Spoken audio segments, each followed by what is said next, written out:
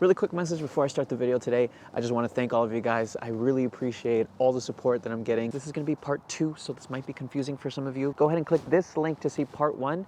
Come back to this video and then you'll understand. So the marching band season is finally over. It's December of 2009 and I only have a couple of weeks of making my final decision if I want to try out for the Drumline. So every now and then I would run into these Drumline members across the school, just going from class to class, and they would ask me, "What's up, back drum major? You gonna join Drumline?" What's up, back drum major? You gonna join Drumline? Hey, yo, back drum major. Drumline? At this point, my only response was, I didn't even try out for the part. I just got it. I don't feel like it's fair for me to just go into Drumline because I didn't earn that position. But the main question that I had asked everybody at this point was, how much? Now, I understood my parents' financial situation at the time. We just didn't make as much money as the other parents did. Me being 14 years old, I didn't have a job. So shout out to my mom, but what she did was she would go to the city's baseball stadium that offered people in the band jobs to pay for their entire marching band season. Now that was great, but we didn't have another fundraiser for Drumline. The decision became more difficult, financially speaking. Now, somehow, some way, I don't know how the heck all this happened, but the stars seemed to be aligning. I got the green light from my parents and they said, yes, I could try out for the Drumline auditions. But as always, not everything seemed to be going as planned. There was still one star that wasn't aligned. After visiting my doctor about my fractured ankle, he still said that I had to be wearing this boot for the next 2 months. And I had a week until auditions. I'm not here to tell you to do what I'm doing. If anything, I'm telling you to not do exactly what I did, but probably just another freshman decision for me to do. But I went to school, I told everybody that the doctor said it was fine. I could start walking again, which means I could go to the auditions. Needless to say, I have way too many things in my head for somebody who's only 14 years old. So at that point, I'm in class. I know auditions are gonna be starting after school. I've done so much to get this far. I'm still technically not even supposed to be here. But most importantly, what the hell am I gonna play? But to my surprise, all the upperclassmen Drumline members came up and said, hey, we understand how stressful this can all be. You didn't have to try out for the instrument that you were playing in marching band. We get it. Just know that we were in the same position as you were at one point. We were all percussionists and we didn't know what instrument we were gonna play when we got into high school. So what we want you to do for these auditions is pick up any instrument that you think you can handle and the instrument will decide for you. So I did just that. So I'm hyped, right? I'm hyped. I'm like ready to go. I'm just like, all right, put me in, put me in, ankle. I had auditions on a basketball court similar to this, right? So over here, they had all the bass drums lined up so you could decide what bass drum, like the smallest or the biggest one. And then over here on the left side, you had all the quads, AKA the tenors, and they just had everything set up, like all these big, like 6 drums in front. It's just like really intimidating. And in the center, you have the snare drums. It's the instrument that everybody is just wanting to play because it's the most iconic drumline instrument you can choose. And just looking at everything, I'm like, I don't know which one. Let me pick up this small bass drum. Boop, boop. It's too loud. I think I could go for the heavier one. Let me grab this big bad boy over here. Bop, bop, bop, bop. I don't know if this is good for my back. Maybe bass drum isn't for me. I don't know. Who knows? Quads, tenors, right? Put the harness on, put it over my head. I'm just like falling forward. I'm still too skinny and scrawny. I can't do this. It's really cool, but I can't do this. I go to the snare drums and I'm like, ooh, the iconic one. I put the harness on. I'm like, ooh, ooh. How do I do this, right? I held one stick with my right hand, and then this left hand goes with like 3 fingers here. I'm told this is the traditional way of playing drums, and I don't like it. I don't know what it was.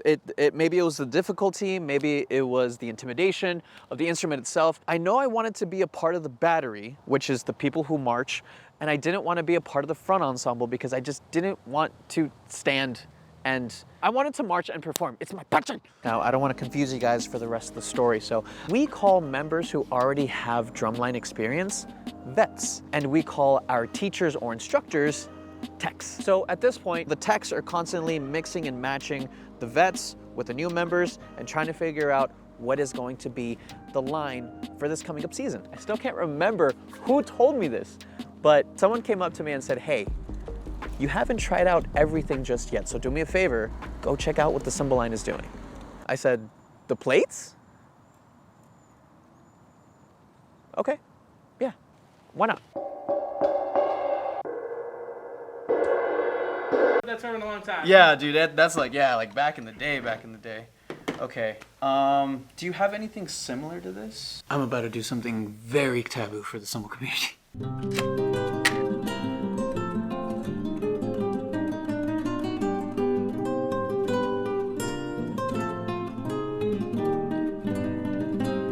These are probably gonna be sounding terrible because they are two completely different cymbals, but let's see what I got.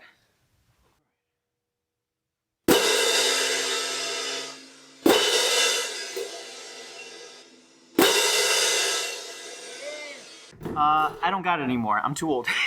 As soon as I picked these up, it's as they said. The cymbals decided for me. This is what I would audition for.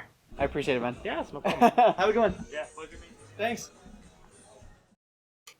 And by the way, huge shout out to Tristin, who let me mess with the cymbals today at the guitar center that I went to. I'm gonna leave his band and his Instagram down below if you want to check him out. Super cool guy. And if you guys are down, I'm gonna be opening these for my gaming channel. I got two. So, now that I know that cymbals are gonna be the instrument that I'm going to be mentally preparing myself to audition for, now's the... Give me one second.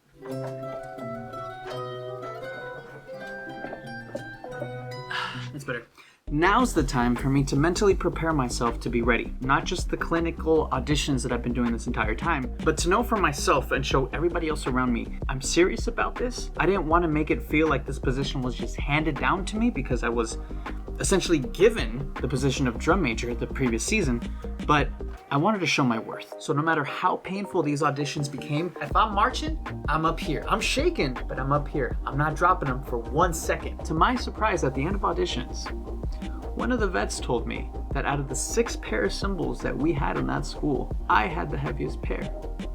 Heavier than the vets. I didn't drop my cymbals once.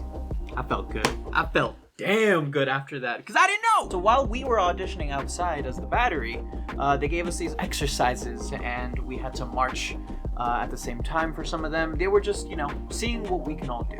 Once that was done and once front ensemble was done auditioning inside the band room as well, a couple days later, eventually the drumline instructor puts down all the names outside of the band room through some window, I think. I don't even remember, it's been so long. But people came up to me before I even found out to congratulate me for my spot. That was one of the best days in freshman year that I had. That was a good day. That was a good day. So now comes the show.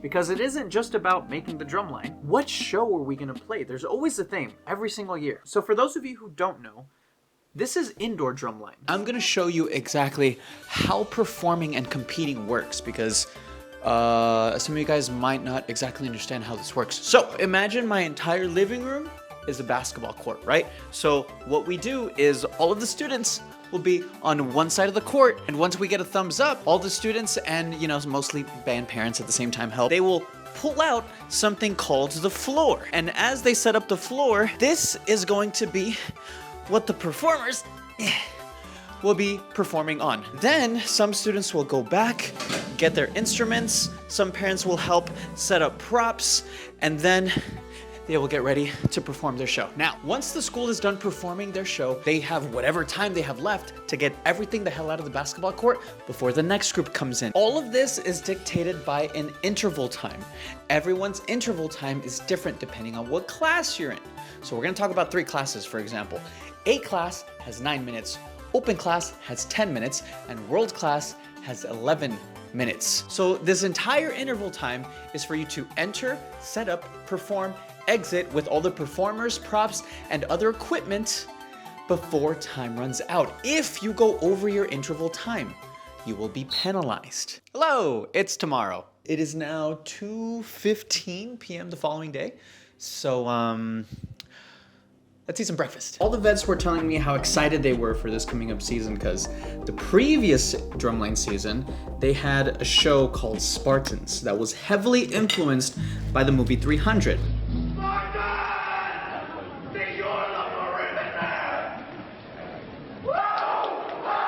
So they were super hyped because that show got second place. So at this point, nobody knew what the show was gonna be about.